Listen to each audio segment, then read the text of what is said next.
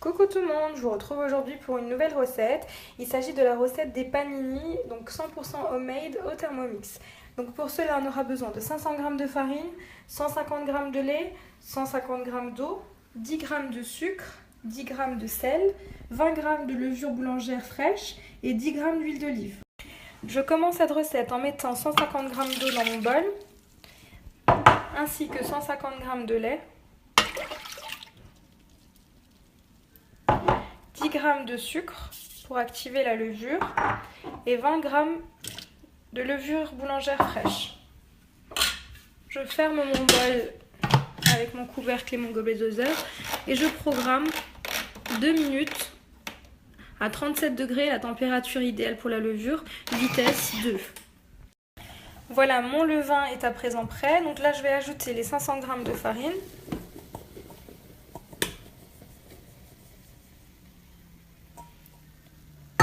Ainsi que les 10 g d'huile d'olive.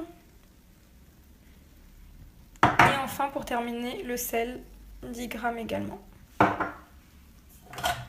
Et on va venir insérer notre couvercle sans le gobelet doseur et venir pétrir pendant 3 minutes.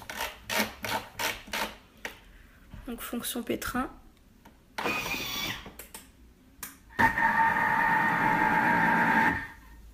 Et voici, nos 3 minutes sont passées. Donc je vais transférer ma pâte ici dans mon bol pouce et je vais laisser lever approximativement entre 30 et 45 minutes jusqu'à que la pâte double de volume.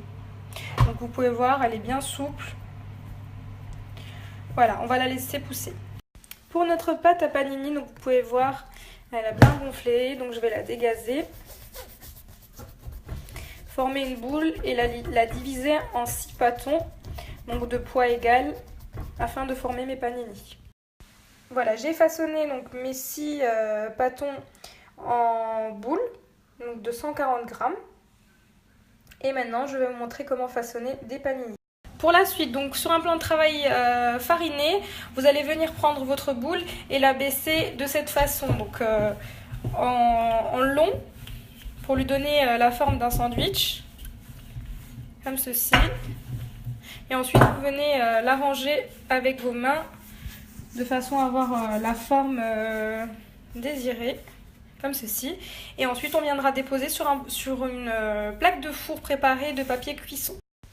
J'ai formé ici donc mes 6 panini. Je les ai déposés dans 2 plaques différentes pour leur laisser de la place. Donc là, je vais les couvrir avec un linge propre et laisser pousser pendant 30 minutes. Pendant ce temps-là, je vais préchauffer mon four à 180 degrés et tout à l'heure, je vous retrouverai pour la cuisson.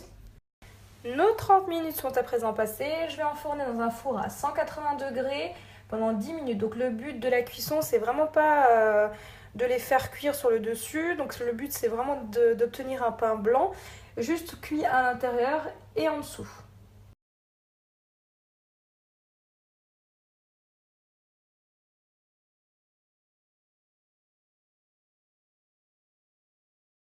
Voilà, après une dizaine de minutes de cuisson, je vous montre. Donc le but, comme je vous ai dit tout à l'heure, le but de ce pain, c'est vraiment qu'il reste blanc puisqu'il va encore terminer sa cuisson, enfin plutôt sa dorure dans une machine à panini. Donc je vais ouvrir le pain et je vais vous montrer l'intérieur. Voilà, je vous montre l'intérieur du panini. Donc il est vraiment très très souple, très tendre. Et là, je vais le garnir. Donc pour la garniture, donc moi j'ai fait hyper simple. Donc ici j'ai de la sauce pesto donc réalisée au Thermomix qui est également disponible sur ma chaîne YouTube. Et ici j'ai de la tomate et de la mozzarella. Donc je viens prendre ici ma sauce pesto que je viens étaler sur l'ensemble du pain.